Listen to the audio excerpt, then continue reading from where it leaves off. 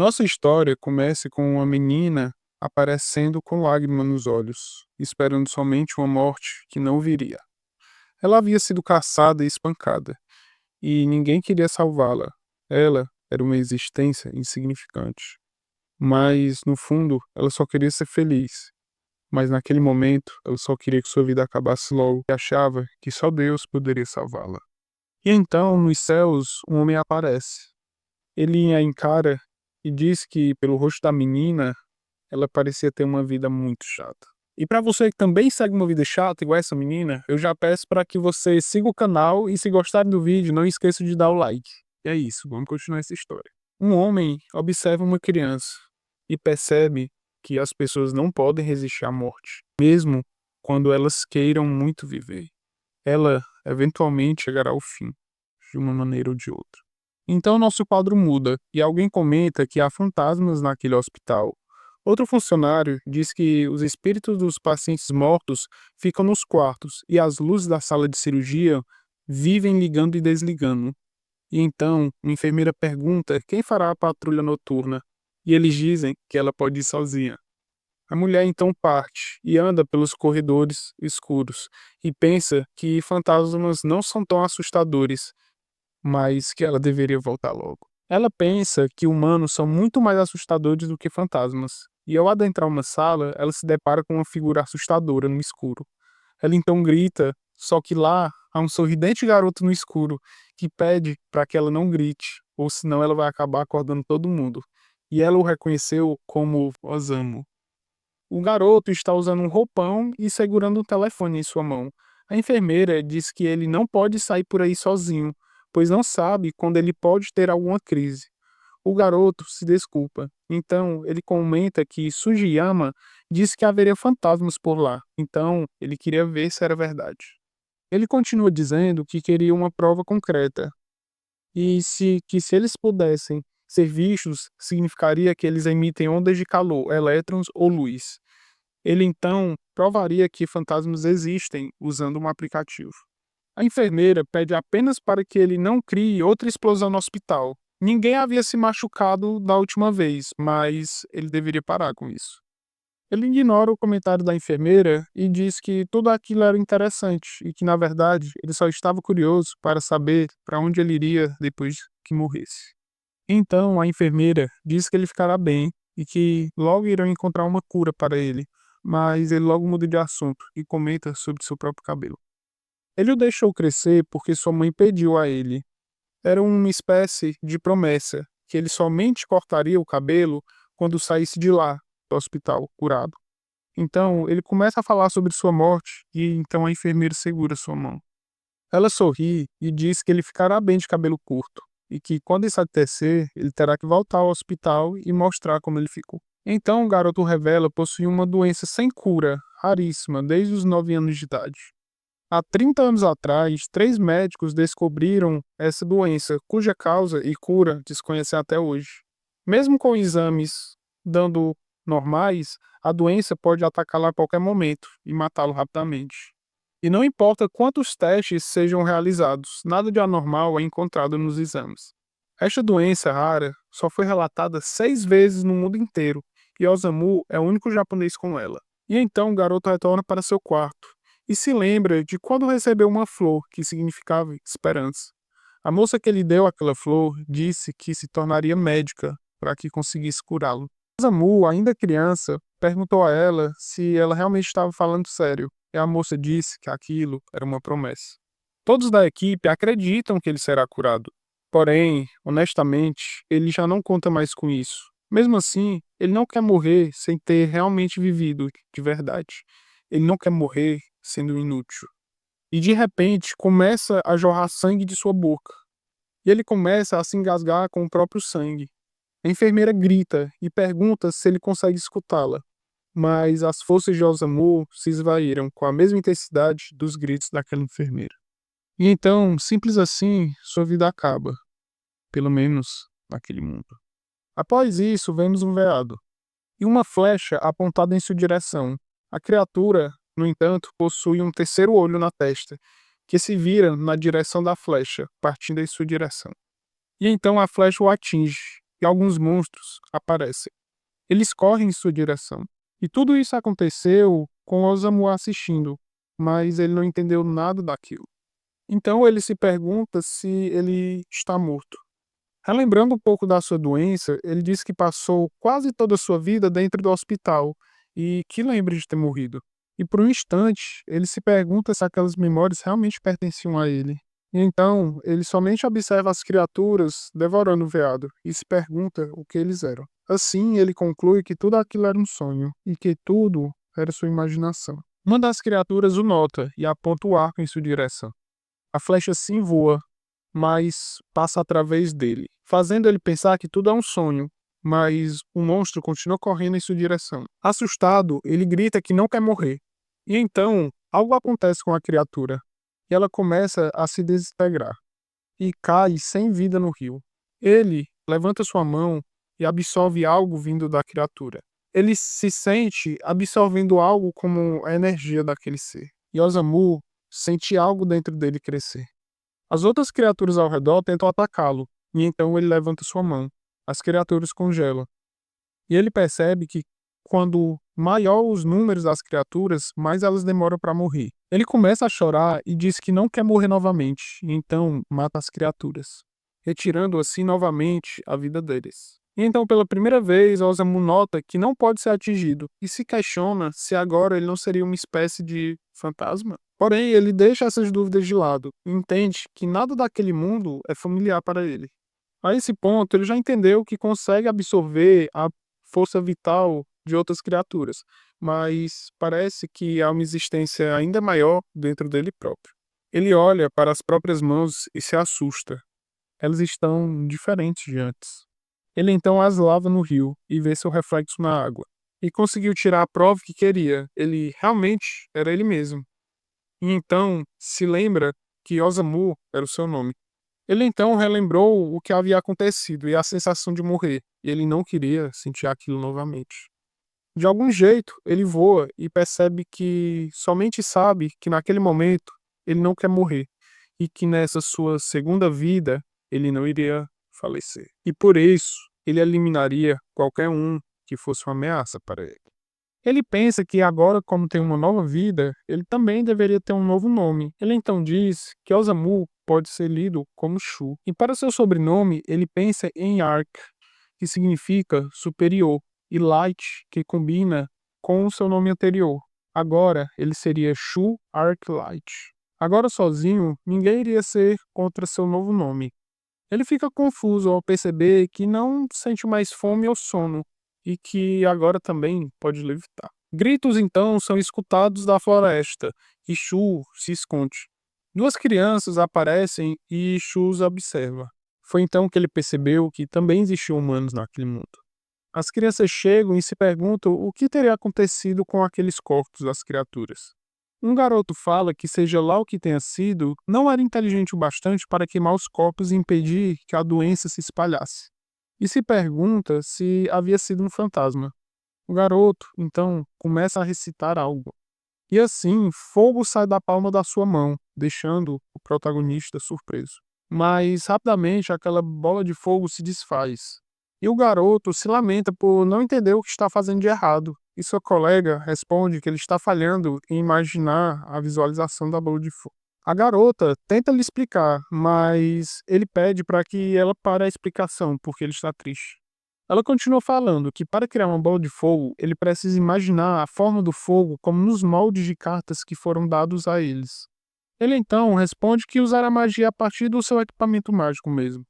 E assim uma luva de metal surge no seu braço direito. Ele então consegue utilizar a bola de fogo facilmente e incinerar os corpos das criaturas. O garoto então sorri e fala que ele se tornará um Rank S e que aquilo não era somente um sonho. Porém, sua colega diz que fazendo isso, ele irá atrair mais monstros, e assim, como ela diz, mais criaturas aparecem. Rapidamente, a garota invoca vinhas. As vinhas brotam do chão e enrascam ao redor das criaturas, os prendendo. O garoto, então, novamente, ele invoca uma bola de fogo, com o poder daquele equipamento mágico, queimando assim aquelas outras criaturas. Ele sorri e diz que aquilo foi perigoso. A garota diz que está cansada, mas ainda tem magia o suficiente para usar até retornarem para casa. O garoto comenta que prefere magia do tipo armadura, mas fazer o quê? E assim ambos retornam e comentam que foi um bom treino antes do exame de feitiçaria. Shu os escuta de longe e infere que deve haver uma cidade em algum lugar por ali. Ele então vê ambos partirem. Uma revelação veio para ele. Magia existe naquele mundo. Pelo pouco que ele entendeu, magia é criada por encantamento e círculos mágicos, a partir da imaginação do mago e também do consumo do seu poder mágico. Por outro lado, equipamentos mágicos são uma habilidade determinada pelo nascimento. O consumo de magia deve variar de acordo com o tipo de equipamento e o domínio que a pessoa tem com ele. Rapaz, o homem é inteligente, ele inferiu tudo isso em poucos minutos. Aparentemente, magia é um sistema que está por toda parte ali. Ele não entende completamente a magia, mas caso ela seja aquele seu poder de absorver vida, então ele deve ter utilizado magia quando matou as criaturas. Então, Shu também infere que ele deve ser capaz de criar bolas de fogo. E, buscando em suas memórias, magos e magias somente existiam em contos de fada. No entanto, ali, para fazer magia, ele precisa imaginar o fenômeno físico que ele desejava criar. Por não poder sair do hospital, ele passou longos anos da sua vida estudando as coisas que aconteciam de fora daquele quarto. Ele então fecha seus olhos. Ele então relembra um estudo sobre ligações químicas presentes na atmosfera, como o cálculo da entropia, também dos estados físicos da água. Assim, ele imagina uma esfera como sendo o estado natural entre a energia da água e o ar. E então, ele cria seu primeiro círculo mágico. Notando que a água se formou, mas que aquele formato não estava estabilizado. Então, sua bola de água fica incompleta. E então, ele relembra do que a garota falou sobre imaginação. E assim, buscando em sua mente, ele relembra de um balão transparente com água dentro que uma vez já viu. E assim, finalmente, ele consegue criar uma bola de água.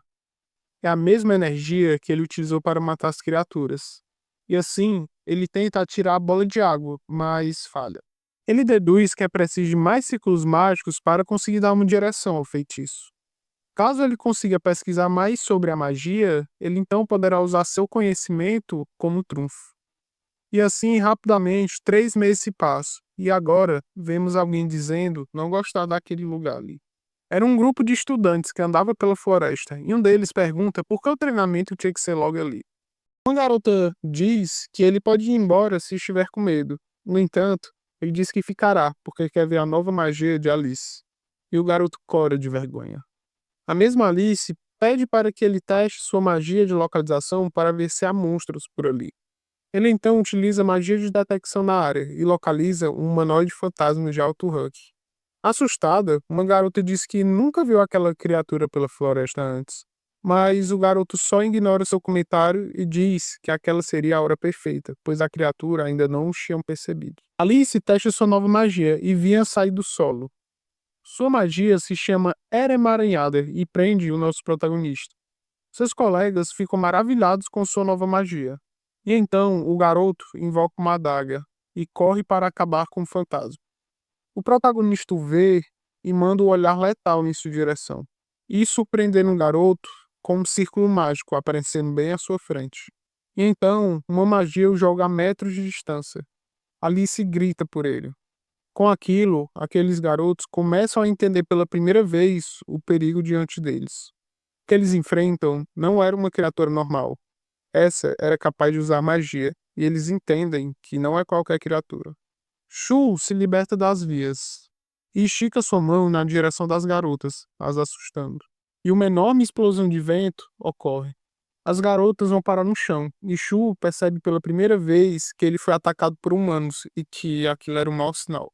Ele reconhece as roupas usadas por aquelas 3 crianças, como as mesmas das crianças que ele viu há 3 meses atrás, e se pergunta se realmente estavam tentando matá-lo.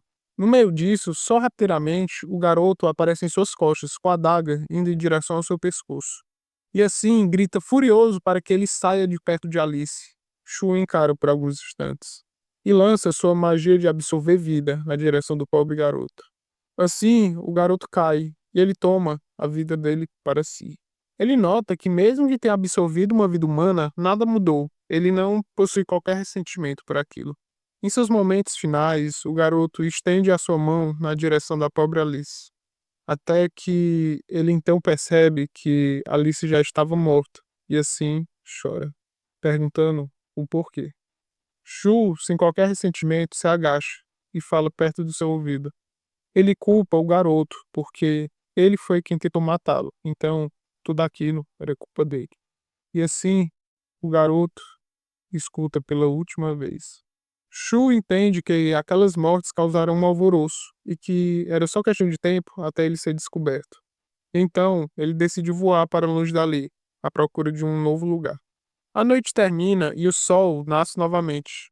Em algum lugar, duas garotas conversam sobre os estranhos corpos achados na floresta. Um estudante questiona se Alice não era forte, e o outro responde que se eles foram mortos é porque eram lixo.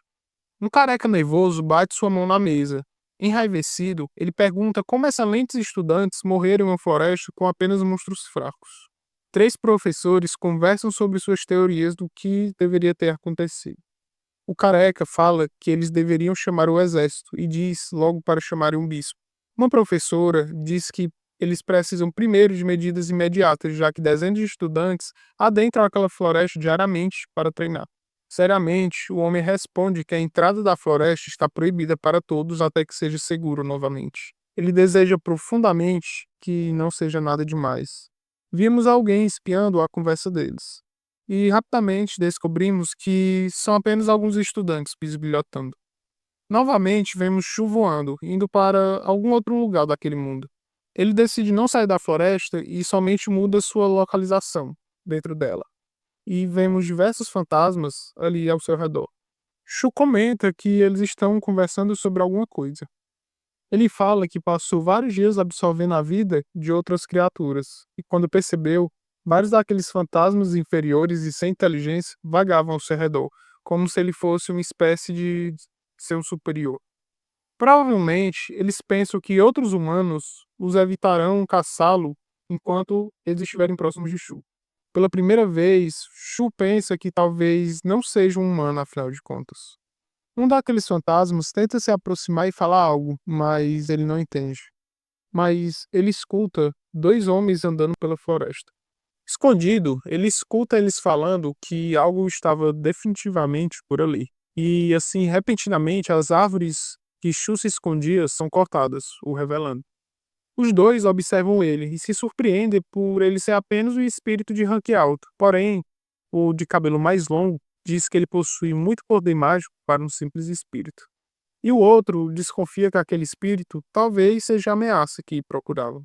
Assim, ele estende sua mão e diz para Peewee ir. Shu fica confuso até ele notar um pássaro em seu ombro. Quando o pássaro levanta voo, ele leva consigo o braço de Shu. Shu grita, mais pela surpresa do que pela dor, se surpreendendo que facilmente seu braço foi arrancado. O pássaro retorna para seu dono, que orgulhosamente o elogia. Shu, ainda aflito e com dor, pensa que aquele cara nem se compara àquelas três crianças e fica nervoso. Ele percebe que o matarão. Então, ele acha que sua magia de absorver vida é mais devagar do que a velocidade daquele pássaro, e que provavelmente seu limite é só mais um ataque e pronto. Ele então, sem hesitar, pretende matá-los no próximo ataque e inicia seu círculo mágico. Mas ele precisava de um pouco mais de tempo. Então, um círculo mágico aparece repentinamente do lado deles, e o professor de cabelo longo pergunta por que seu colega estava fazendo aquilo, mas seu colega responde que não era ele. E naquele pequeno tempo que eles conversavam, diversos círculos mágicos gigantescos aparecem ao seu redor. Os professores entram em desespero, e o de cabelo longo diz que em todos aqueles seus anos lecionando, nunca viu uma técnica tão absurda como aquela em toda a sua vida. Porém, Shu revela que aqueles círculos mágicos são somente símbolos vazios, sem magias por trás deles, criados apenas para distraí-los enquanto ele prepara o verdadeiro feitiço. Um deles então percebe o que ele está armando, mas já era tarde demais. Como uma última tentativa, Um dos professores diz para Pio ir matá-lo, porém Shu já havia terminado. E assim uma explosão tão gigantesca como os símbolos fajutos ocorre, chegando a ser visto por outros professores que estavam em outra parte da floresta. Um dos professores daquele novo grupo pede para que chamem outro professor com proficiência em magia de água para apagar aquele enorme incêndio. Shu está no meio daquela floresta carbonizada, sem ter tomado dano algum. Ele relembra que a explosão que ele causou no hospital tinha funcionado e ele só precisou refazê-la dessa vez. Ele criou uma explosão ainda maior, uma explosão de dinamite tão poderosa quanto fácil de ser detonada. Ele somente precisou combinar os elementos do ar e do solo, e assim usou vibração para agitar o poder da dinamite e então fazer com que ela explodisse. Ele admite que a explosão não ter afetado ele foi pura sorte. O poder adquirido pela morte daqueles dois professores estava começando a reconstituir o seu braço decepado. Ele acredita que, de alguma forma, conseguiu evoluir, mas seus pensamentos são interrompidos quando nota que outros professores já estavam chegando, e assim ele prefere fugir ao invés de enfrentá-los naquele momento. E chega à capital de Ranza. Na entrada, os guardas impedem duas pessoas que parecem ser professores de entrar, e Shu acha que é melhor não ir para lá. Agora no cemitério, vemos uma mulher e uma criança visitando um túmulo. Um soldado as interrompe e diz que já está na hora delas voltarem, porque logo logo os mortos acordarão. O soldado percebe que a criança ficou assustada com a sua menção aos mortos, e então, sorrindo, diz que a corporação mágica irá ajudá-la, que ela não precisa ter medo. Alegre, a garota diz que El Magia o abençoasse e entrega uma flor a ele. Assim, elas partem. Outros soldados comentam que não era preciso tanta laje da parte deles, já que os mortos-vivos eram criaturas de baixo rank, podendo, em alguns casos raros, virarem monstros de rank C. Escutando toda aquela conversa, Shu diz que se monstros aparecem por ali, então era um bom lugar para ele matá-los e absorver sua energia para assim se restaurar. Ele observa que depois de certo horário os soldados saem do cemitério e, contanto que ele não chame muita atenção, ficar ali era um bom lugar para ele. Shu percebe que se ele receber golpes letais e de surpresa, como o do pássaro novamente, ele morrerá. Mas então os mortos finalmente aparecem. E Shu fala animado que eles serão sua refeição hoje. Agora mudamos de cenário e vemos a igreja de Ranza. Alguém anda seriamente pelos corredores. Essa pessoa era Zeke Baratsuto, um cavaleiro sagrado de classe A. Ele diz que chegou o mais rápido que pôde para cumprir o seu dever como cavaleiro e como amigo. Então ele pergunta ao homem o que deseja dele. E assim, o homem responde que a princesa sagrada de Grinha teve uma profecia. Ela profetizou que um desastre ocorreria naquela terra. E com isso, uma solicitação formal para investigar esse desastre foi efetuada. Ele então pergunta se o ocorrido na floresta teria alguma coisa a ver com isso. Além disso, coisas estranhas têm acontecido recentemente nos cemitérios públicos. Os números de ataques têm diminuído e o cavaleiro não entendia o porquê. O homem fala que acredita piamente que isso e o incidente na floresta estão ligados à profecia. E então pede a Zeke, como amigo e não como cavaleiro, se ele poderia descobrir o que estaria acontecendo no cemitério. Com um sorriso caloroso, Zeke aceita a missão. No cemitério, um soldado comenta que não seria de grande problema se o monstro fosse de rank baixo ou médio, mas eles nunca viram uma queda tão repetida nos ataques antes, então provavelmente algo estava errado. Zeke pensa se tratar de um simples esqueleto, mas não poderia ser só isso. Confiantemente, Zeke diz que não importa o que acontecesse, ele iria destruir todos com a sua lança. Voltamos a ver Shu, que agora descobriu um jeito de acelerar o processo de criação de símbolos mágicos, convertendo a força cinética em um número negativo. Assim, ele lança uma simples bola de fogo em um esqueleto. O esqueleto entra em combustão e Shu aproveita a oportunidade para suprimi-lo com mais magia. Ele derrota o esqueleto e sente uma pequena evolução dentro de si. Desde que ele matara os dois professores na floresta, ele tem sentido que seu corpo e sua magia evoluíram incrivelmente. Agora que ele já está há um tempo naquele lugar, ele entende que a cada vida que toma, aumenta sua própria expectativa de vida. Ele agora possui a habilidade de detecção mágica, que lhe permite canalizar uma espécie de teia ao seu redor e detectar todo ser vivo dentro daquela área. Shu agora possui o conhecimento que deve ter sido assim que aqueles dois homens o acharam tão rapidamente, mas seus pensamentos são interrompidos, porque Shu sente algo através daquela habilidade. Ele sente outras pessoas e também o seu poder mágico, e acha que é melhor sair de lá só por precaução. Shu até tenta sair, mas então ele percebe que aquelas pessoas já sabiam onde ele estava. Assim, o grupo o impede de fugir, aparecendo rapidamente em sua frente. Zeke diz que achava se tratar de um espírito maligno, mas era somente um espírito de pesadelo. Um dos soldados percebe que ele já se tornara a criatura mais forte dentro daquele cemitério. Sem muita conversa, Zeke invoca sua lança. Shu até tenta se comunicar, porém o soldado responde que espíritos só se comunicam por telecinese e que eles não têm como entender o que aquele ser estava dizendo. Nosso protagonista percebe que eles possuem vestimentas diferentes dos soldados anteriores. Ele fica irritado e se pergunta por que o caçam quando ele somente quer viver. Sem resposta, Shu diz que já que vai ser desse jeito, ele irá com tudo e ativa seu círculo mágico. O círculo aparece nos pés de todos aqueles soldados, tão rápido que nenhum deles sequer conseguiu sair. E tão rápido quanto a aparição daquele círculo mágico, todos os soldados são cortados ao meio, sem piedade, com exceção de Zeke. E Shu percebe que aquele homem era diferente. Aquela habilidade foi algo que ele passou dias e dias melhorando. Basicamente, se você tentar aplicar uma magia diretamente a um ser mágico, os átomos recobrindo aquele corpo do inimigo interferirão e anularão aquele efeito. Primeiro precisa absorver a magia deles ao nível atômico. Agora, sem defesas mágicas, por ter absorvido seus átomos, ele quebra seus corpos ao nível molecular e depois simplesmente acaba com o alvo. Mas ele acabou de descobrir que se o alvo possui mais mana que ele próprio, então não importa quantas vezes ele tentasse, aquele feito não funcionaria naquela pessoa. Zeke ainda está atordoado, tentando compreender o que tinha acontecido.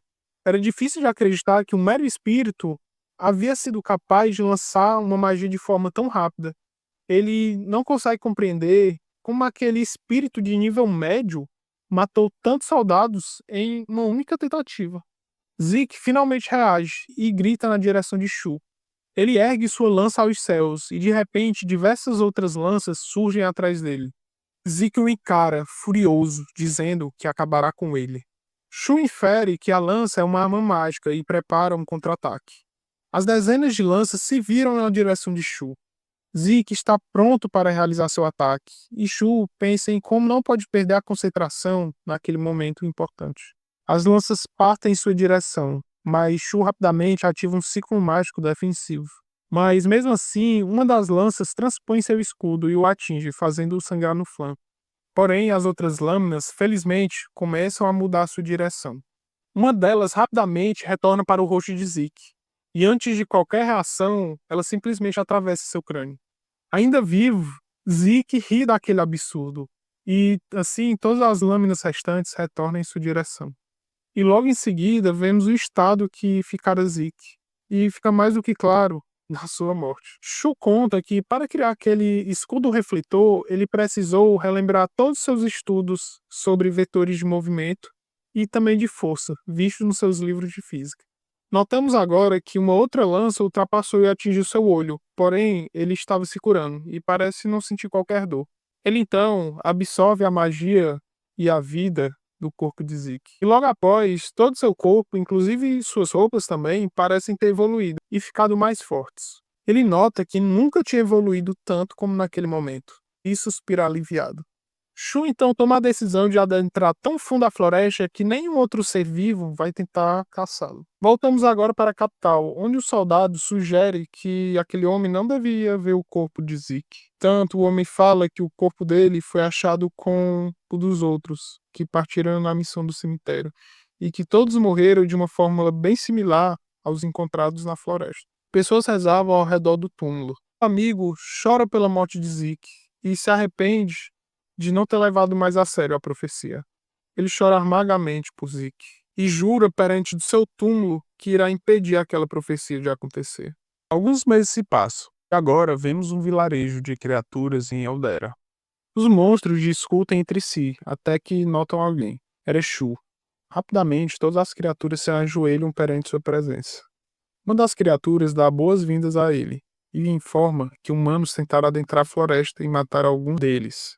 Em resposta, Shu diz que não há o que fazer com os que morreram, mas aos vivos eles deveriam evitar confrontos diretos. A criatura diz que seguirá as suas ordens obedientemente. Shu nos revela que se tornou líder daqueles monstros depois de adentrar a floresta há meses atrás e matar diversos monstros de rank alto, ganhando assim respeito e medo. Ele não queria se tornar o líder deles, mas não tinha o que fazer. O monstro diz que não pede para ele liderá-los, mas, ao se submeterem ao mais forte, irá garantir sobrevivência e prosperidade a eles. Shu relembra quando os espíritos de baixo rank o seguiam, e aquilo parecia bem similar ao que eles faziam. Ele decidiu aceitar a hierarquia, já que não havia desvantagens para ele ao fazer isso. Ele se surpreende como é pacífico não ter humanos interferindo, e deseja que nada acontecesse. Porém, ele sentiu algo em sua teia. Uma presença chamou sua atenção e ele encara uma direção. Uma enorme quantidade de energia mágica está naquela direção. Então vemos uma garota correndo. Ela parece estar fugindo de alguma coisa. Ela olha para trás. E assim vemos um monstro a perseguindo. Mas então ela para e entoa um feitiço. Contudo, o círculo mágico falha e ela revela ser ruim em magia.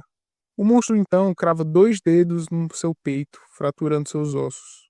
A garota cai no chão, sangrando, enquanto a criatura se diverte com o seu sofrimento. A vida, aos poucos, se esvaindo dela. Mas aí o seu ferimento começa a se curar bem rapidamente. E aquilo chama a atenção do monstro.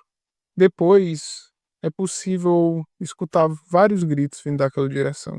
E nos é revelado, o monstro estava se divertindo, a ferindo repetidamente.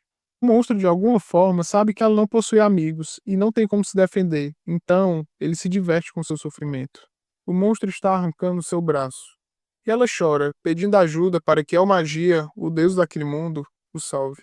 Shu a observa no alto e pensa que ele não tem um bom gosto. Shu se pergunta por que a criatura só não a mata e absorve sua energia. E bem aqui, pessoal, é algo que eu ainda não tinha reparado. Provavelmente todos os monstros eles obtêm mais magia quando matam outros seres. Então, essa habilidade não é algo exclusivo do protagonista. Isso foi um detalhe bem interessante. Ele pensa que o monstro deveria simplesmente acabar com o sofrimento da garota. A garota continua sangrando nas mãos do monstro. Então, ela olha para cima e encara Shu nos olhos. Ele nota seu olhar pela primeira vez. E se lembra que um dia ele já possuiu aquele mesmo olhar quando se internou pelo hospital a primeira vez. Passa pela sua cabeça todos os momentos e pessoas que o ajudaram nos seus longos anos hospitalizado. Na medida que ele foi envelhecendo, ele percebeu que sua vida simplesmente não possuía valor. E então, finalmente chegamos à cena inicial desse vídeo, com o homem dizendo que ela tem cara de ter uma vida chata. Shu então desce e mata facilmente a criatura, a esmagando. A criatura chora, mas Shu não se importa, e assim absorve a mana da criatura. A garota fica confusa, até que ela pergunta quem ele era e por que a ajudou. Shu disfarça e diz que não a salvou, porém, em pensamentos, ele revela em como aquele olhar sem valor dela o lembrava dele mesmo antes de morrer. Ele logo completa que só ajudou pelo seu próprio bem, e fala que ela deveria ir para casa e vira suas costas, pronto para partir, mas ela o chama. E assim o agradece e diz que se chama Iris Silver Bullet. Ele responde dizendo que se chamava Shu e pergunta o que levou ela até aquela floresta. Ela sim revela que entrou ali à procura de ervas medicinais, mas que ela era uma falha. Ela deveria apenas coletar ervas na entrada da floresta, mas quando percebeu, ela já havia adentrado demais aquela floresta. Shu não entende. Ela disse é uma falha, mas seu poder mágico é enorme. A garota se anima com o que Shu diz e fala que tem muito orgulho do seu poder mágico ser de rank A. No entanto, ela somente é capaz de usar magias básicas, como o impacto, mas até mesmo nisso ela falha. Não importa quanto de poder mágico o mago tenha, se ele não conseguir utilizá-lo, de nada adianta tê-lo. Ele pergunta por que ela simplesmente não aprende a usá-lo, e em resposta, ela diz que o professor simplesmente a odeia.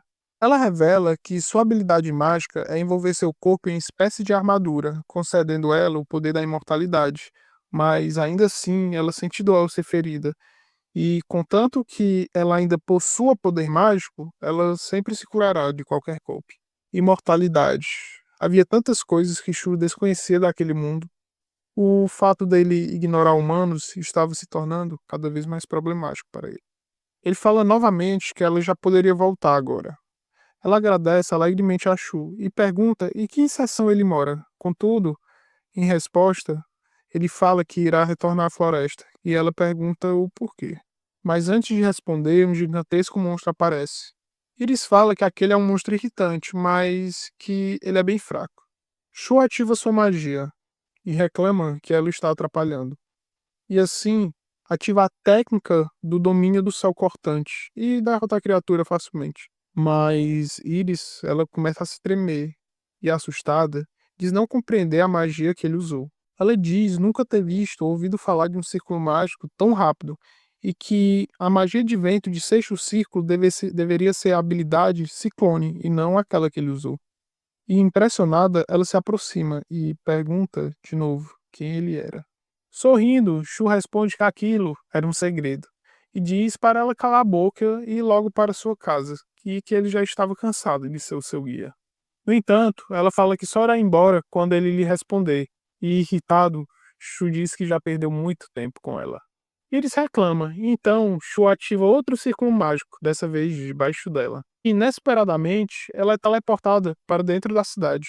As pessoas ao redor começam a perguntar como ela tinha feito para aparecer ali tão de repente. Porém, a mente da garota somente pensava em como Shu tinha uma magia tão avançada que até mesmo um ranquear não poderia facilmente criar uma técnica que nem sequer existia, assim como ele fez. Ela se pergunta se ele é um deus e diz que precisa vê-lo novamente. Vemos a cidade de Uldana e dentro dela a Academia de Magia. Iris passa diante de diversas pessoas que se perguntam por que ela era tão incompetente.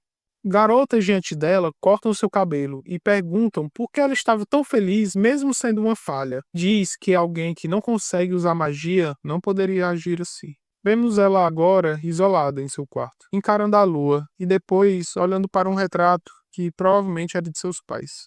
Shu anda pela floresta, até que uma das criaturas diz que estão captando o cheiro de uma humana mulher nas proximidades. Shu fala para as criaturas retornarem ao vilarejo. Ele vai até onde as criaturas tinham falado que estava a garota, e se surpreende com o que vê.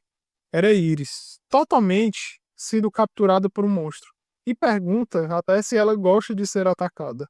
O monstro a solta e ela fica feliz em vê-lo novamente. Ela o encara e pede para que ele seja seu professor de magia. Ela conta como ele facilmente usou uma magia de sexto círculo e que o seu melhor professor da academia só conseguia fazer um de quarto. Em outras palavras, ele era mais forte do que todos os professores daquela academia. Ela quer deixar de ser uma falha e implora, por favor, para ele ajudá-la. Ele explica que não pode ensiná-la porque ele mesmo nunca teve um professor antes. A garota então o encara chorosamente, e isso o faz lembrar de uma mulher em sua vida anterior. Ele então decide finalmente lecioná-la, então a garota comemora. Mas havia uma condição. Em troca, ela ensinaria todas as coisas sobre aquele mundo e sobre a sua magia. Iris fica confusa de como Shu não sabe nada daquilo, mas mesmo assim, ele consegue usar magia em um nível absurdo. E pensativa, ela concorda com aqueles termos. Começando pelo básico, magia era formada por 4 elementos e 2 polos. Os 4 elementos eram fogo, água, vento e terra, se subdividindo em 8, cada um possuindo seus próprios polos Yin e Yang. Yin do fogo era a destruição e o Yang a vitalidade. A água era a corrosão, já o outro lado era a cura. Vento era a ruptura e o outro lado era a proteção. O Yin da terra é a decadência e o seu Yang era o nascimento, sendo a magia nesse mundo composta por um total de 12 elementos. A magia é usada para extrair e interferir nas regras do mundo e assim criar fenômenos artificiais chamados de magia.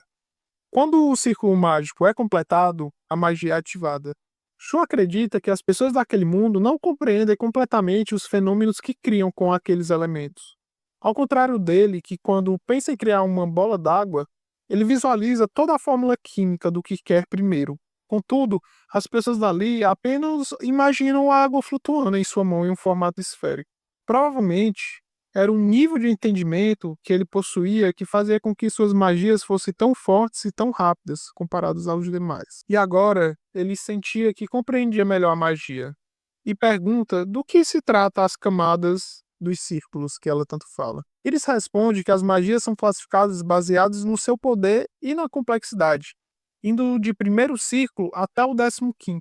Ela ainda revela que a partir do nono círculo, as magias são classificadas como magias militares ou magias esquecidas. Então ela se cansa e diz que explicará até ali por hoje. E Shu pergunta que tipo de magia ela gostaria de ver. Ela responde que seu nome é Iris e deixa claro que quer ser chamada pelo seu nome.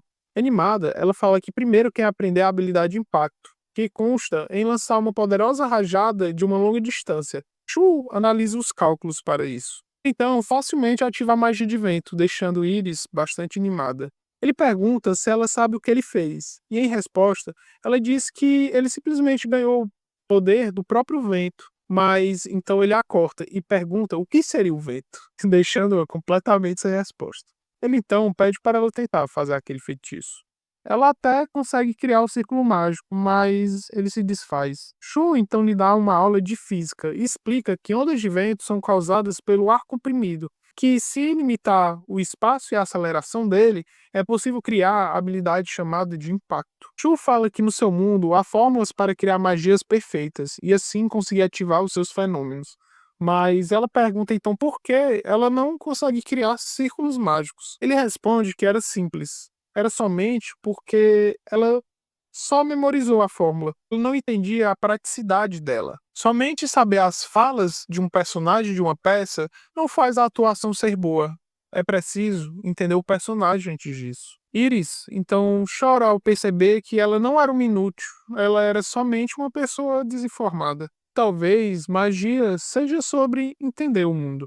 Ela simplesmente fica surpresa que ninguém nunca explicou a ela daquela maneira. Shu fala que os encantamentos não são palavras aleatórias e que o conhecimento e o significado por trás delas é preciso ser conhecida por quem a entoa. Iris diz que não sabe as fórmulas, mas Shu responde que juntos eles aprenderão. Então, juntos, eles começam a estudar e entender mais sobre a magia. A garota chora por achar aquilo tão difícil, mas Shu sorri e relembra de algo.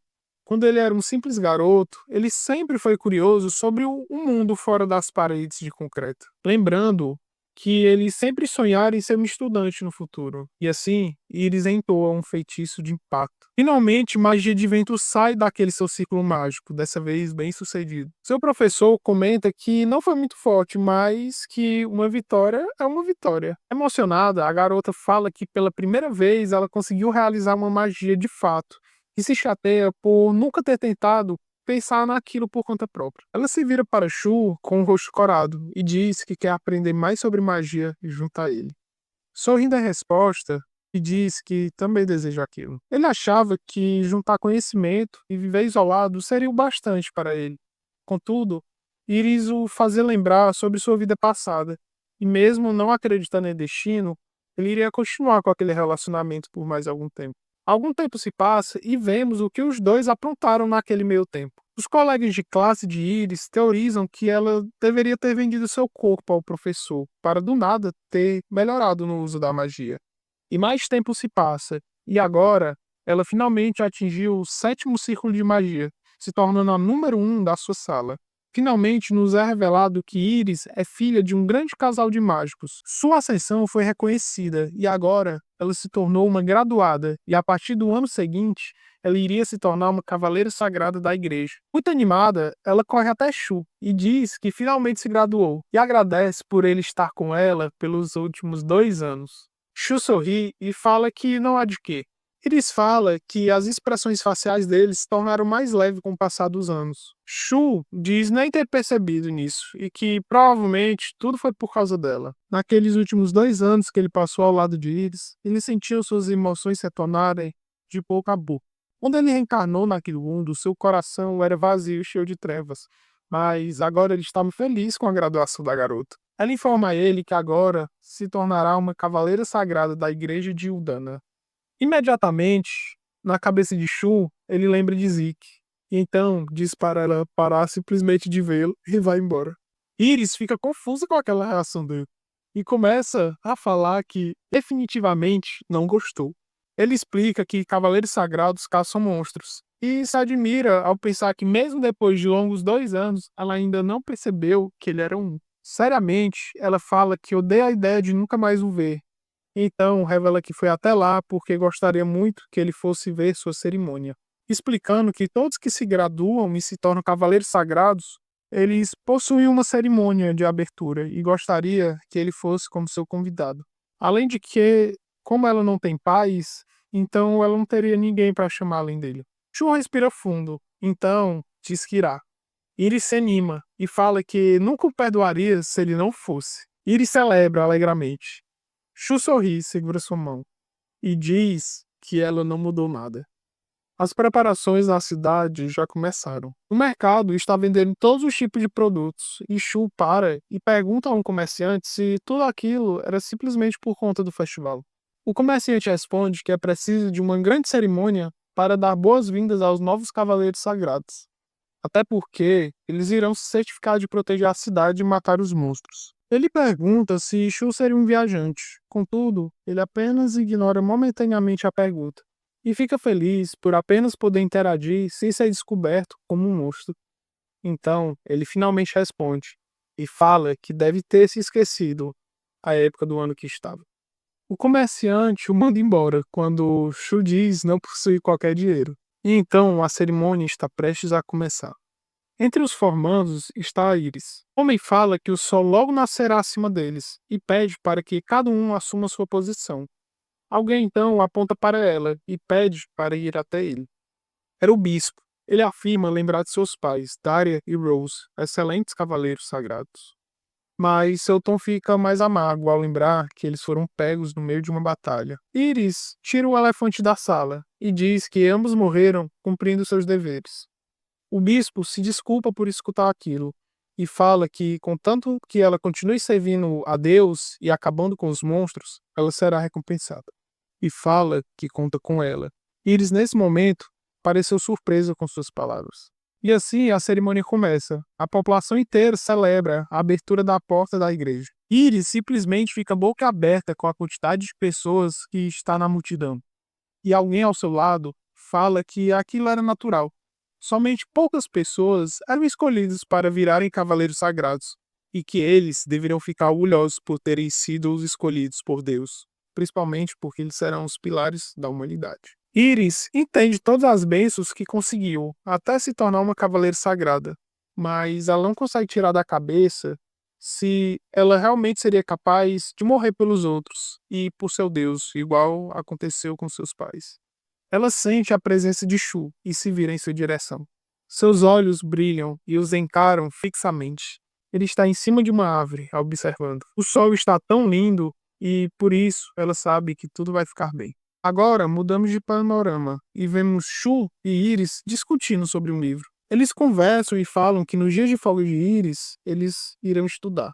Desde o dia da cerimônia, Shu tem estudado a cultura e a língua daquele país, e Iris a magia. Ela então começa a falar sobre as dificuldades no seu trabalho e adoraria que seus companheiros aprendessem mais com Shu. Eles estão tão preocupados em parecerem legais durante as missões que estão saindo delas cada vez mais machucados. E graças a isso, Iris ficou ainda melhor em sua magia de cura. Shu não vê problema nisso, já que ela está, assim, conseguindo aprimorar sua magia. Contudo, Iris se estressa e bate na mesa, falando que é muito difícil trabalhar com pessoas do sexo oposto. Ela fala que há uma pessoa em específico extremamente irritante. Ele passa o dia todo a seguindo e aparecendo diante dela de forma repentina. E naquele exato momento, aquele mesmo cara dá as caras, onde eles estão, e a chama para jantar. Confiantemente, ela diz que está comendo pro Shu, e que nunca sairá em um jantar com ele. Ele observa Shun por um instante e a comida também, e fala que alguém bonita como ela não deveria sair com pessoas pobres. Ele revela que será seu futuro marido daqui a alguns anos, e que ela deveria parar logo de ser tão egoísta e tratá-lo melhor. Ele continua dizendo que ela dará luz ao filho dele, que certamente será um Rank S no futuro, e por isso ela deveria começar a se alimentar melhor desde hoje, porque o trabalho de um marido era tomar conta da sua esposa. Shu fecha seu livro e fala que aquilo era assédio sexual. Ele o encara friamente e fala para ele ir embora. O homem o encara sem acreditar que ele se dirigiu a palavra a ele. Diz que um inferior igual a ele deveria simplesmente calar a boca. Iris fala para ele parar de ser rude, mas aquele mimadinho diz que ela será a mãe do futuro herdeiro da família Ballard e que é seu dever deixar um forte descendente. Ele xinga Shu e Iris fala que Shu era o seu mestre e que era bem mais forte que ele. Aquele engomadinho não acredita que aquele homem imundo é seu famoso mestre genial. Ele começa a interrogar Shu e pergunta sobre que família ele seria e por que, se ele era tão forte assim, não se tornou um cavaleiro sagrado. No pensamento, Shu sabe que não pode revelar que, na verdade, ele é um monstro. Então, ele simplesmente diz que abandonou sua família e seu nome, e que a verdadeira magia não tinha a ver com matar monstros. Bochinha ri e fala que ele, na realidade, era somente um perdedor. Ele parte e diz para eles continuarem com sua pesquisa, se despedindo e chamando Shu de perdedor, mais uma vez. Iris se desculpa por aquilo e fala que está muito envergonhada. Shun responde que não era ela quem deveria estar se desculpando. E para quebrar o clima, Shu fala que eles deveriam comer logo e partir para as compras. Iris sorri em resposta. Depois de partirem, vemos que o Bochinha continua observando os dois de longe. O sol está se pondo e, finalmente, o anoitecer chegando. Shun fala com ele mesmo que não acredita que fazer compras poderia demorar tanto. Do nada, ele ativa um círculo mágico à sua frente, lançando um feitiço contra uma árvore. Ele sabia que estava sendo seguido por alguém usando magia de invisibilidade. O homem revelado, então, que fala que não esperava ser descoberto. Ao retirar o capacete, vemos que se trata do Bochinha, que revela estar usando uma armadura mágica que o deixa invisível. Ele acha Shun louco por adentrar a floresta à noite sozinho. Uma coisa era um cavaleiro sagrado ranquear como ele, mas um mero mago como o Shu seria apenas suicídio. Mas ele observou que durante todo seu encontro com Iris, Shu não comeu uma só vez, e a resposta daquilo era simples: monstros não precisam comer. Shu fecha seus olhos e sabe o que terá que fazer. O Bochinha grita, animado por estar certo, e assim tenta acertar Shu, mas rapidamente ele percebe que sua espada também fica invisível. Aquele homem não fazia questão de esconder sua hostilidade perante Shu. Então, já que não havia outra alternativa além de lutar, Shu então decidiu assim fazer. Mas ele se pergunta se Iris ficaria chateada se o Bochinha simplesmente desaparecesse. Shu diz que por ele ser um colega de Iris, ele o deixará ir embora. Mas ele zomba de Shu e fala que terá que se livrar dos erros de Iris e matá-lo em nome de Almagia. Ele tenta atacar, mas Shu cria um círculo mágico defensivo. Bochinha fica surpreso ao ver a velocidade que Shu havia criado o círculo mágico. E Shu explica que aquele círculo mágico reflete dano. E quando percebemos, a mão do Bochinha, que havia atingido o escudo mágico, aquele círculo, está sangrando e tremendo. Shu diz que mesmo o Bochinha sendo forte, ele não iria conseguir matá-lo por ser fraco. O Bochinha fica puto e começa a desferir diversos golpes desincronizados em Shu e também a xingá-lo. Rapidamente o Bochinha cai, depois de todos aqueles seus ataques sem sentidos serem refletidos. E ele grita loucamente que Iris é sua escrava e que ele a engravidará para que a glória da família Ballard continue crescendo. E que tudo aquilo já tinha sido decidido. Shu então relembra o rosto inocente de Iris. E sem muitas palavras ou pensamentos, ativa o domínio do céu cortante. E em um movimento único, o mata. O homem então cai no chão, sem vida. E Shu diz ser melhor do que ele fingir ser um humano. Ele teleporta o corpo falecido do homem para algum outro lugar. Então vemos logo em seguida a igreja. Iris revela que o Bochinha foi morto próximo ao muro da cidade. Shu pergunta se acham que foi um monstro que fizeram aquilo. Mas Iris nega, dizendo que havia sinais de que ele havia sido morto por lâminas afiadas. Então provavelmente havia sido morto por outro humano. Como Iris e os outros cavaleiros eram companheiros do Bochinha, eles foram os primeiros a ver seu corpo. E ela rapidamente reconheceu aqueles cortes de algum lugar. E então ela encara seriamente Shu. Mas Shu a encara de volta e diz que o culpado havia sido um mago. Iris o encara e então sorri, concordando que o culpado era um mago. Uma bela mulher encara o céu estrelado e fala que uma nova estrela acabara de nascer ao sul. Vemos então duas mulheres conversando sobre como a princesa ficava bonita quando usava sua armadura mágica, mesmo no meio de uma visão. A princesa vê que debaixo da estrela há uma planta curativa se espalhando ao seu redor. E assim ela observa duas portas. Uma é antiga e feita de madeira ordenada, já a outra é feita de sangue fresco, repleta de ressentimento. Ela abre uma das portas e uma caveira repleta de larvas sai de dentro dela, dizendo que o dia da escolha está próximo. A princesa então sai dali, parecendo triste e atordoada. E talvez, se você deixar o like e seguir o canal, ela talvez fique um pouco mais feliz. E é isso, gente. Vamos voltar para a história. Em algum outro lugar, um homem pede para que todos o escutem atentamente o que foi dito pela princesa, porque provavelmente tinha a ver com o rei demônio.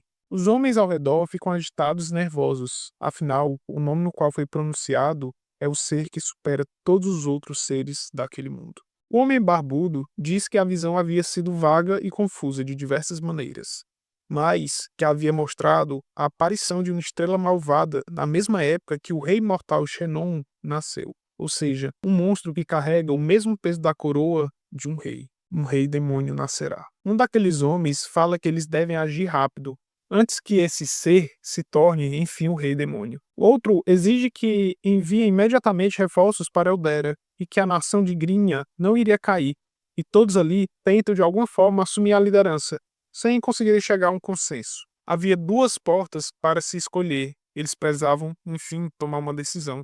Agora retornamos a Eldera, dentro da floresta, no vilarejo. As criaturas agora trabalhavam de forma mais civilizada. Shun revela que já haviam se passado 5 anos desde que ele foi morar no fundo da floresta, e que agora os monstros dali haviam obtido poder mágico o suficiente para que eles conseguissem possuir inteligência. A posição que ele assumiu como líder não havia sido tão ruim como parecia na época. Um dos monstros comunica que humanos estavam adentrando cada vez mais fundo na floresta ultimamente, e que eles estavam cada vez mais próximos ao vilarejo. Shun ainda não compreendia por que eles tentavam fazer seu caminho até ali. Nos últimos anos, nenhum humano sequer passou do meio da floresta, mas agora algo havia mudado. Ele se depara com a possibilidade dos cavaleiros sagrados terem dado início a uma eliminação local e teme pelo pior, já que o vilarejo não havia sido construído para aguentar ataques humanos. Shun pede que as criaturas consigam todas as cordas que tiverem disponíveis e explicam que eles precisam começar a montar armadilhas ao redor da floresta para deixar os humanos um pouco mais lentos. Ele só precisa de um pouco mais de tempo até que ele consiga completar uma magia sua em progresso. Por um instante, ele se preocupa que Iris esteja no meio deles, mas felizmente ele se lembra que ela havia partido em uma missão, algo sobre tráfico de poções, então estava tudo bem. Assim, ele parte para dar continuidade à sua magia. No castelo, pessoas comentavam que os monstros das florestas eram de rank médio e de rank alto. E uma mulher revela que eles acharam o que acreditam ser um povoado para aqueles monstros, mas que não podem confirmar a informação porque pouquíssimas pessoas adentram a floresta de Aldera tão profundamente, mas que, de acordo com o poder mágico determinado da área, naquele local deveria haver cerca de 200 a 300 monstros, e que, se baseando no seu grande número e na sua forma de ser organizado, seu líder deve ser um monstro de rank alto.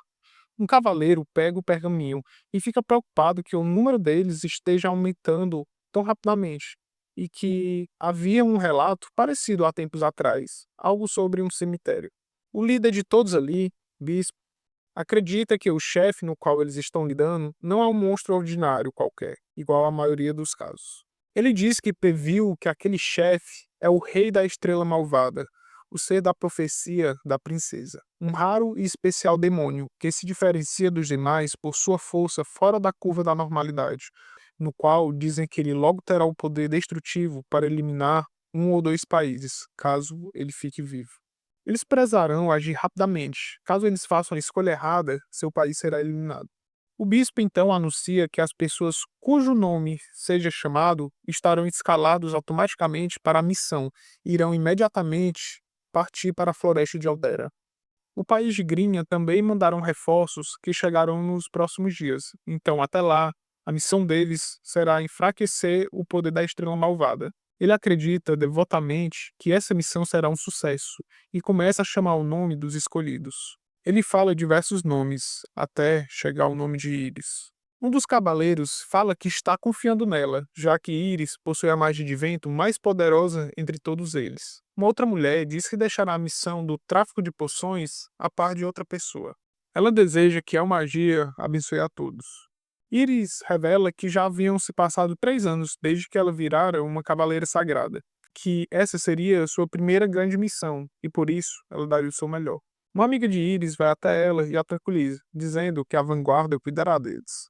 Íris pensa que queria pelo menos ter trocado mais algumas palavras com Shu antes que precisasse partir. E então voltamos à floresta. E agora vemos algumas cordas colocadas em posições estratégicas, e Shu começa a explicar o plano por trás delas. Se alguma corda for pisada, puxará uma outra, e essa outra gerará um barulho com essas carcaças amarradas sobre elas, e assim saberão de que direção os inimigos virão. Shu pede para que eles não abaixem suas guardas, e revela que precisará ficar sós para aprender uma magia nesse meio tempo. Ele chama uma das criaturas e diz que deixará tudo em suas mãos enquanto estiver fora. Os olhos da criatura fixam firmemente no de Shu, e ele se curva em respeito e agradecimento. Shu sabia que os cavaleiros sagrados já haviam adentrado até o meio da floresta, e não faltava muito para que eles os alcançassem. Caso ele conseguisse finalizar sua magia antes disso, ele conseguiria ajudar a proteger o vilarejo. Porém, havia um problema. A magia parece ser muito complexa e então começa a falhar. Ele está lutando contra o tempo e, mesmo assim, continua tentando. Ele reclama que não possuía tempo suficiente e nem ao menos poder mágico suficiente para construir sua magia. O que ele está tentando fazer é criar um ciclo mágico tridimensional e diminuir seu tamanho, mas ao mesmo tempo conseguir juntar a maior quantidade de poder possível. Contudo, quanto maior a quantidade de poder presente em uma magia, mais impossível se torna controlar a sua direção. E o que Shu está tentando é combinar poder mágico e direção, e assim consertar essa limitação. Ele agora está tentando deixar o tamanho do círculo mágico menor, diminuindo assim seu alcance e a energia consumida. E ao invés de criar um círculo mágico de 2 dimensões, ele está tentando criar um de 3 dimensões, que fique circulando ao redor de si mesmo e que gere e direcione um poder gigantesco. Então, ele está tentando criar 3 círculos mágicos ao mesmo tempo, para que fiquem circulando ao redor de si. Mas o poder mágico para conseguir isso excede o que ele possui. Shu sorri ao perceber que, inconscientemente, começou a querer proteger o vilarejo e os seus moradores. E de repente ele escuta um barulho. Momentos antes, os monstros perguntavam por que Shu havia partido. Um deles responde que ele já era forte o suficiente e pergunta para que ele queria mais poder. O líder temporário de lá sorri e responde que era por esse motivo que Shu era o mais forte. Mas suas conversas são interrompidas quando uma das armadilhas faz barulho. As criaturas começam a se reunir e seguir na direção da armadilha, mas ao chegarem, não havia qualquer humano ali. E vindo de costas, um dos cavaleiros decepa diversas criaturas em um único movimento com a espada. Os monstros o encaram. O cavaleiro elogia a sagacidade dos monstros ao montar armadilhas. Contudo, ainda lhes faltava inteligência. Ele explica que se você cai na armadilha, os inimigos vêm até você, mas caso você siga as armadilhas, você chega até o inimigo. E agora diversos outros cavaleiros aparecem, os cercando-os, e fala que aquela luta de extermínio havia oficialmente começado. Vemos um homem explicando seus planos iniciais. Eles formariam grupos de 5, cercando os inimigos pelas costas e pelos flancos ao redor do seu povoado. E eles ficam pensativos sobre tudo aquilo. Alguém pede para que El Magia os proteja contra os demônios malvados e os guie em direção à vitória. O líder da operação dá o aval e uma explosão acontece no povoado. E o ataque continua. O cavaleiro novamente corta o monstro ao meio, facilmente. Uma outra aponta seu cajado para cima e grita espinhos, ativando seu equipamento mágico, fazendo espinhos irem em direção às crianças monstros. Um deles pede reforços quando nota as criaturas fugindo. E uma escuridão surge embaixo dos monstros, e uma das criaturas chora, sabendo que ele e sua prole morrerão. Diversas sombras de mãos surgem. Os monstros se abraçam, e a escuridão, por fim, os engole. Os cavaleiros ficam felizes por matá-los. O cavaleiro louro admite que estava um pouco receoso por conta da profecia, mas que os monstros do povoado não eram lá grandes coisas, e até novatos como eles não devem ter problemas algum. Ele diz que irá até a unidade principal para que Íris possa louvá-lo, e que um futuro assim não é imposto, mas então ele afunda de repente, diante de um local marcado com pedrinhas. Seu parceiro olha para o buraco e então percebe que também havia armadilhas lá dentro. O loiro reclama de dor, mas que ele está bem.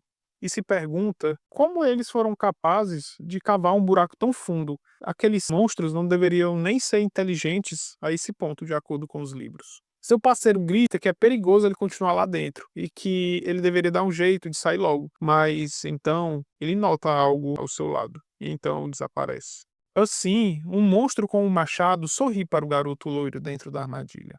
A criatura relembra as orientações dadas a ele. Mate os cavaleiros antes que eles recuperem o seu equilíbrio. Shu havia dito para matá-los com um forte ataque, e então a criatura levanta seu machado e pula dentro da armadilha. O cavaleiro louro fecha seus olhos, já aceitando sua morte. Porém, ao abri-los, algo havia perfurado a cabeça do monstro. Ele nota que um dos veteranos acabou eliminando aquele monstro.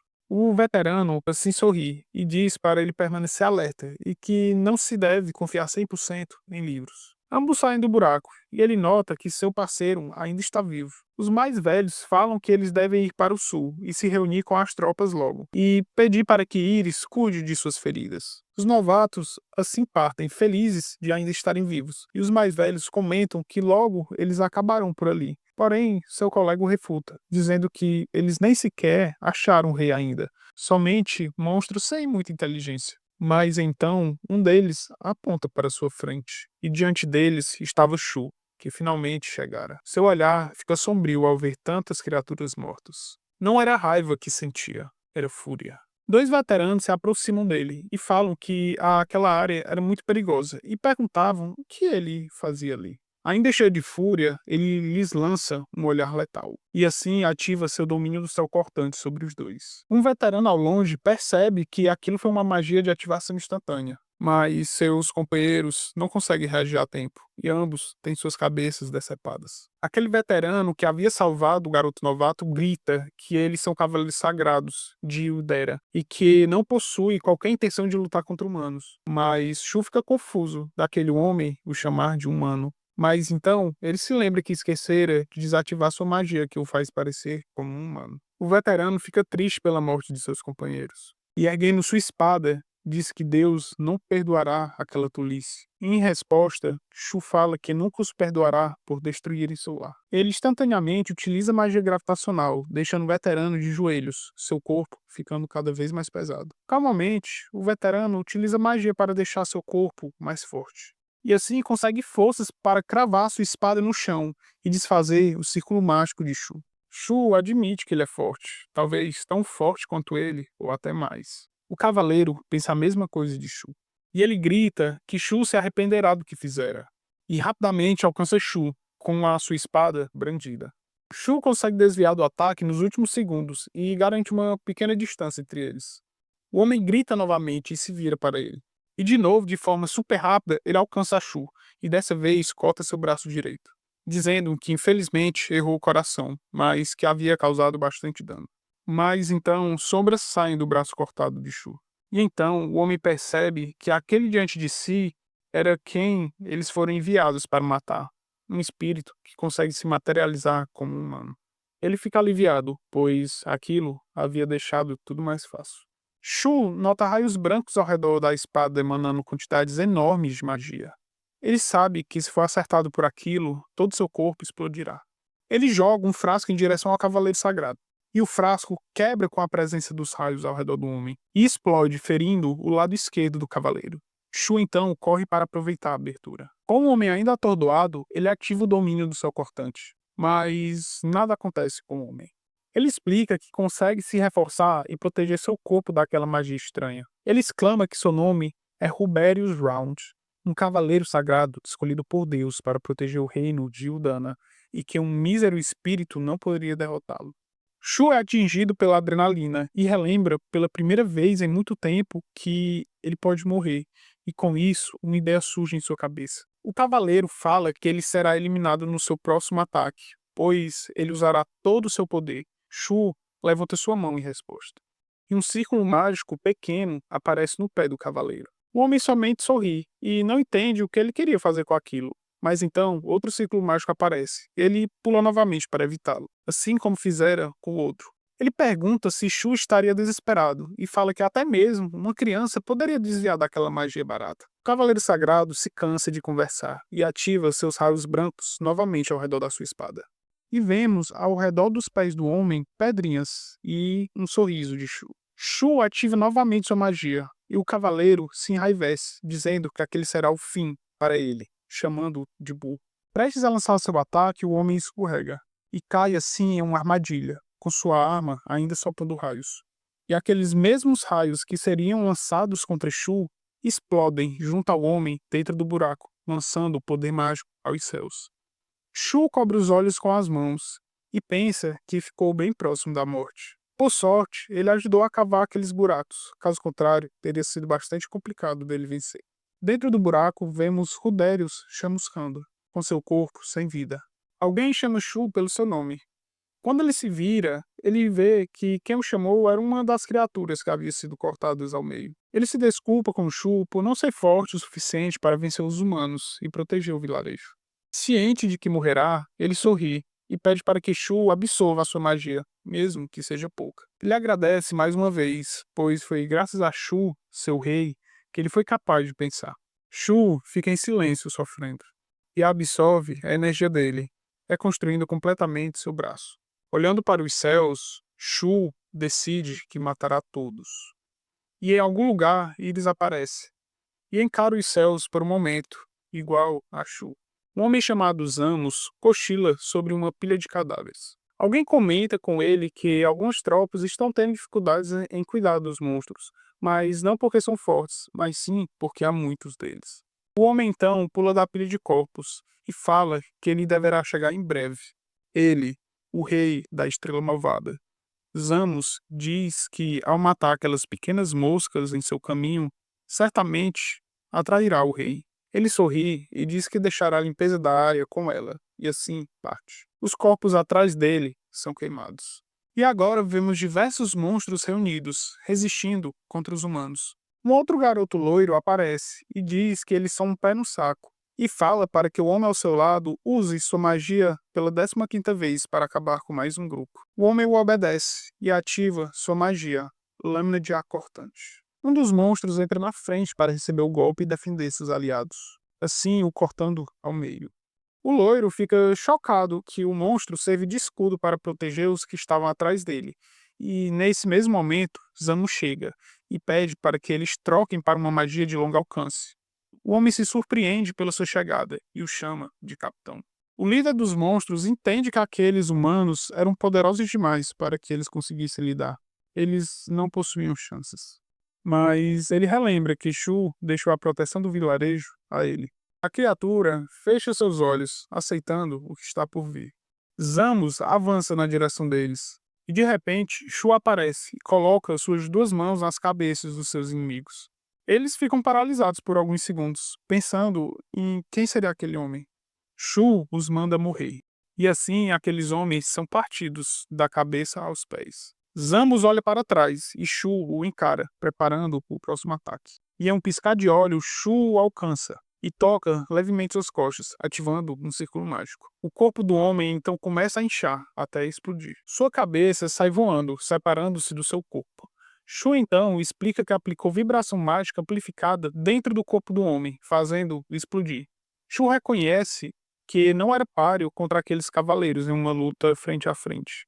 Aquelas pessoas, de algum modo, possuíam muito poder mágico, então ataques surpresas eram bem mais eficientes contra eles. A cabeça do corpo de Zamos começa a derreter e Shu estranha o sangue dele ser de alguma forma muito transparente e nota algo errado quando sua cabeça começa a murchar e desaparecer. Assim, um redemoinho de água se forma. Shu rapidamente compreende que aquela magia era chamada Vórtex de Água. Zamos começa a rir quando seu corpo começa a se regenerar. E finalmente sua cabeça retorna ao lugar de origem. E fala que uma magia que transforma seu corpo em água é bem mais versátil do que ele imaginara. Com raiva, ele diz que Shu pagará pelos que ele matou. Shu pergunta como ele virou água e depois retornou àquela sua forma original, até que ele relembra da explicação que uma vez Iris o dera, na qual ela citava que existiam magias de armaduras de diferentes tipos, como as de controlar bestas ou criar armas, mas que também existia um tipo mais especial, magia que afetava só o próprio corpo do indivíduo, como a magia que ela possuía, na qual ela era capaz de se regenerar mesmo sem precisar ativar qualquer ciclo mágico. E no caso daquele homem à sua frente, uma magia que é capaz até mesmo de salvá-lo de um golpe totalmente fatal. Shu diz que irá segurá-lo e depois fugir. Ele pede à criatura para que ele os guie, pois era o líder do vilarejo. Zanos segura sua espada. A criatura líder, com um olhar triste, diz ter falhado e seguir suas ordens, e pede ao menos para que possa lutar ao seu lado. Zanos dá sua investida, avançando contra eles. Em algum outro lugar, Iris se defendia contra o monstro, aplicando magia de trovão contra ele. O monstro é rapidamente fritado, e Iris fica orgulhosa daquilo. Sua amiga aparece e diz que, além de ser a melhor em magia de vento, ela também é a melhor em magia de trovão, sugerindo que Iris era melhor agindo sozinha.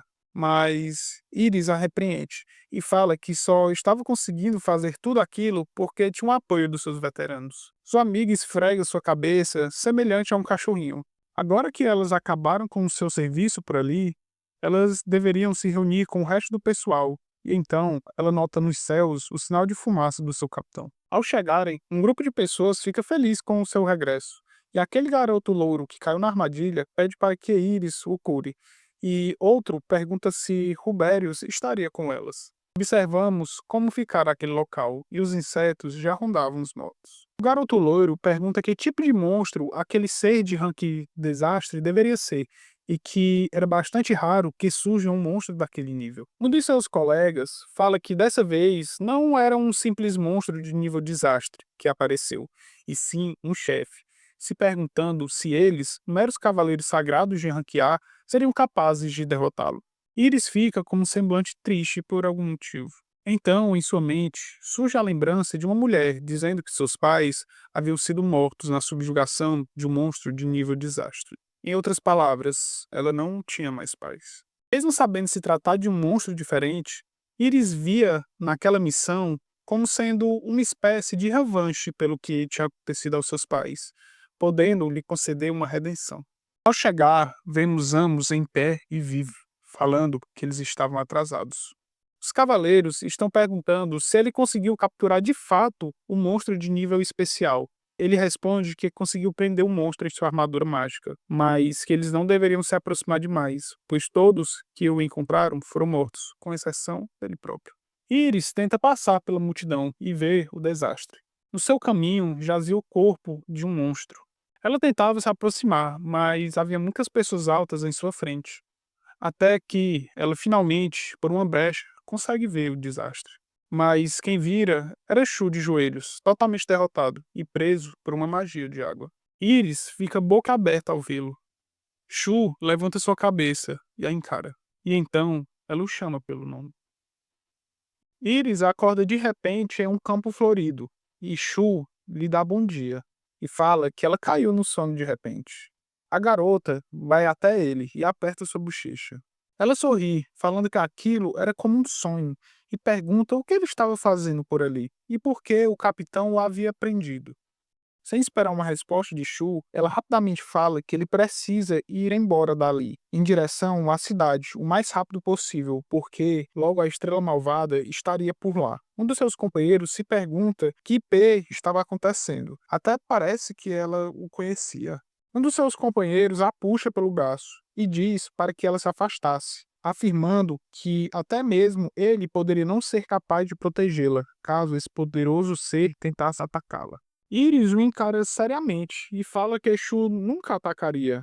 O seu companheiro fica atordoado com aquela sua fala e, desesperado, pergunta se ela ao menos tem ideia do que está falando. Zamos encara Shu, rendido, e pergunta se ele realmente a conhecia. Shu observa o clima ao redor de Iris e percebe que todos estão fazendo cara de assustados ou nojo perante a fala da garota. E com isso, Shu já sabe muito bem o que irá responder. Ele fala que não faz a mínima ideia de quem ela seria. Sua resposta deixa Iris atônita. Shu torce para que Iris finja ignorância e não estrague tudo o que ele planejou. Ele ainda acrescenta que não tinha como humanos e monstros conviverem pacificamente. pensando que o domínio do céu cortante é ineficaz contra a habilidade de água de Zanos, e que é impossível para ele superar a diferença de poder mágico e experiência de luta que ele possui. Sua derrota estava clara, e para deixar a vida de Iris um pouco mais fácil, ele não iria revelar que eles se conheciam. Zamo sorri e fala que era um alívio que tudo aquilo não passava de um mal-entendido. Alguns novatos ficam aliviados, afinal, não haveria como um assassino de cavaleiros sagrados ser amigo de uma cavaleira sagrada. O novato loiro começa a se tremer só de imaginar a blasfêmia que seria uma cavaleira sagrada, abençoada por El Magia, cometer uma traição dessa magnitude. No entanto, Zamus ainda precisava da confirmação de Iris e pergunta diretamente a ela agora se eles realmente não se conheciam. Shu grita que já disse que eles não se conheciam, mas Zamus enfia magia de água em sua boca para que ele se cale. E então espera uma resposta vindo de Iris, mas a garota somente fica calada, tentando assimilar toda a situação. Ela então finalmente responde que Shu era o seu mestre e que por 5 anos inteiros ele a ensinou magia. E se não fosse por ele, ela nem sequer estaria ali de pé naquele momento. Ela provavelmente teria se tornado uma maga solitária e fraca. Olhando para Shu, ela diz estar em débito eternamente com ele, e que, diferente daquela última vez com Bochinha, ela não poderia fingir não entender o que estava acontecendo diante dela. Ela solta o braço que o cavaleiro sagrado segurava. Mas Amos pergunta se ela ao menos sabia que ele era um monstro. E em resposta, Iris fala que não sabia, mas que a realidade era que ela não queria aceitar o que estava diante dos seus olhos. Zamos fica decepcionado com aquela resposta e fala que era uma pena. Ela era uma traidora, e assim ele ativa sua magia de água e a ataca. Shu entra na frente do ataque e a protege. Iris fica radiante ao ser defendida por ele. E em pensamentos, Shu explica que somente foi capaz de escapar daquela prisão porque absorveu a magia presente naquela água, transformando-a em uma simples água sem qualquer propriedade mágica. Contudo, ele só havia sido capaz disso porque o foco de Zamus mudara quando ele atacara Iris, deixando sua magia dispersa. Ele tinha certeza que, se fosse capturado novamente, Zamus não cometeria o mesmo erro. Iris até tenta falar algo, mas antes mesmo que pudesse terminar, Shu a repreende, perguntando por que ela não sabia ficar de boca fechada. Em resposta, ela disse que era porque, caso mentisse, significaria que ela seria inimiga de Shu, e não era isso que ela queria. Shu sente o carinho por trás daquelas palavras e a agradece. Cortando totalmente o clima, Zamus atravessa o peito de Shu com sua magia e pergunta por que ele estava tão calmo diante da situação. Gritando, ele vocifera que a punição contra a traidora teria que esperar, e que o foco agora era matar a estrela malvada. Novatos e veteranos começam a recitar magias, todos na direção de Shu. Iris grita para que eles parem de tentar matá-lo, mas alguém a impede de avançar, enquanto o outro atira flechas contra Shu. E assim, nosso protagonista ativa a sua magia de refletir ataques, e as flechas são refletidas na direção de vários dos seus inimigos. Iris até tenta convencê-los de que Shu era uma boa pessoa, mas ninguém a escuta. O garoto segurando Iris fica nervoso e chora ao perguntar por que logo ela os traiu, e pergunta se realmente estava tudo bem ele ter matado tantos cavaleiros sagrados. E exclama que se ela os trair, ela será uma bruxa imunda. Um dos inimigos usa uma magia Tier 2 de espinhos para reforçar a prisão ao redor de Shu. Em seguida, Zamus usa uma de Tier 3, chamada Prisão de Água, fazendo assim nosso protagonista ficar totalmente preso, novamente. Um dos cavaleiros o encara e diz que ele deve lembrar daquela relíquia que ele segurava, pois pertencera a uma pessoa que ele matara. O cavaleiro exige que Shu peça desculpas pelas vidas que tirara, mas Shu somente o encara em silêncio. E respondendo, ele fala que somente mata quando sua vida é ameaçada. Monstros e humanos são iguais. Ambos somente querem continuar vivendo e lutam desesperadamente para que isso seja possível. O cavaleiro grita para ele calar a boca e dispara contra Shu, alegando que todos os monstros, sem exceção, são do mal e devem ser destruídos, como El Magia ordenara. Shu ativa a vibração mágica contra o ataque e manipula a refração do ataque de luz, refratando-o para uma casa próxima e fazendo os cavaleiros ao redor ficarem confusos, pois não conseguem entender como a magia que ele utiliza não se encaixa em qualquer um dos tipos de magias conhecidos por eles. Alguém clama por seu capitão e ele pergunta o que era. Um deles aponta para Shu. Nosso protagonista estava usando sua magia para diminuir a vibração das moléculas de água e assim fazê-las congelar. E uma vez congeladas, seria fácil para ele destruí-la com o domínio do céu cortante. E assim, a magia prisão de água começa a congelar, mas ele ainda precisa descobrir um jeito de escapar daquela armadura de água. Porém, Zamus corta sua linha de raciocínio e o joga no chão com muita força. Shu parece estar bem machucado e Zamus se aproxima dele, perguntando se Shu realmente achava que poderia escapar deles. E cansado de tudo aquilo, Zamus levanta sua espada e diz que esse golpe será o mais poderoso de todos até então. Isso porque sua armadura de água está reforçando a força dos seus braços. Ele encara Shu e fala que irá ceifar sua vida com um único movimento. Shu somente o encara, olhando de baixo para cima. E enquanto a espada de Zamus cai sobre ele, Shu aceita sua derrota. Mas admite que no final das contas ele era um fraco e que ele partiria com esse único arrependimento. Mas então, uma magia chamada Impacto é ativada. E um ataque é disparado contra a espada de Zamus, fazendo seu golpe desviar e passar centímetros do rosto de Shu. Aproveitando aquela abertura, Shu pula para longe de Zamus, ganhando uma distância. E assim encara Zamus ao longe. Ele olha para Shu putaço e pergunta que droga ele havia feito. Mas não havia sido Shu a ativar aquela magia, e sim Iris, protegendo seu mestre ao longe. Ela então encara Zamus seriamente. Seus olhos mostravam que ela finalmente havia tomado uma decisão. Alguns momentos antes, Iris assistia à luta de Shu contra Zamus, enquanto aquele novato loiro chorava para que ela dissesse que tudo não havia sido um mal-entendido e que assim ela poderia ser perdoada. Porém, sem nada a dizer, ela o empurra para longe e usa sua magia de impacto, salvando Shu de um ataque fatal. O garoto chorava ao perceber quem ou o que ela havia escolhido proteger, indo contra o princípio deles e principalmente contra sua deusa. Com as vezes a testa pulsando, Zamus exclama que estava disposto a perdoá-la, mas agora que ela interferira na luta deles, ele não teria mais piedade. Ela não era capaz de ficar somente parada olhando seu mestre ser morto. Zamus, no entanto, fica parado por alguns momentos, simplesmente incrédulo do que estava escutando. Shu finalmente conseguirá assimilar que se não fosse por Iris, ele teria virado pó naquele momento. E graças à discussão dela com Zamus, todos prestavam atenção neles e que aquilo era uma oportunidade para Shu. Iris é atingida pela magia de água em diversas partes do corpo, caindo e gritando de dor. Ajoelhada no chão, ela grita ainda mais alto. Zamus explica que aquilo não matará Iris por conta da sua magia de regeneração. E uma cavaleira, amiga de Iris, reflete que aquilo que Zamus estava fazendo era ainda pior do que a morte. Sua magia de água continuaria destruindo os músculos de Iris, enquanto a magia de Iris iria continuar regenerando-a, transformando tudo aquilo em um ciclo sem fim de dor.